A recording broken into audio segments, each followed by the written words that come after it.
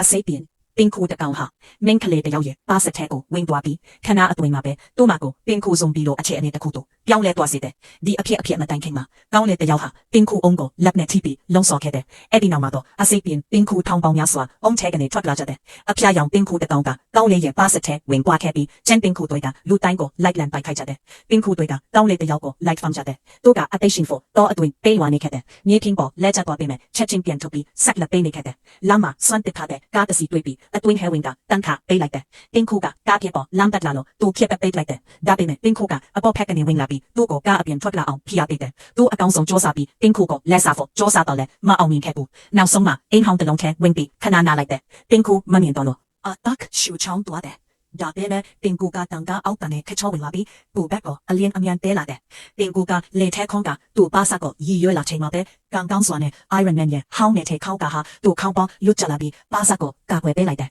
သူချက်ချင်းပင်ကူကိုဖမ်းပြီးလဟန်တနဲ့အားအပြင်းနဲ့ဖိနှိပ်ပစ်လိုက်တယ်ဒါပေမဲ့အဲ့ဒီတကောဘက်ဖြစ်တယ်အိမ်အပြင်ဘက်မှာတော့ပင်ကူထောင်ပေါင်းများစွာသူ့ကိုစောင့်ကြည့်နေခဲ့ဆဲဖြစ်တယ်နောက်ထပ်ဒီလိုဗီဒီယို accepting နိုင် like and follow လဲတွင်နဲ့ဝင်ပေးကြပါအောင်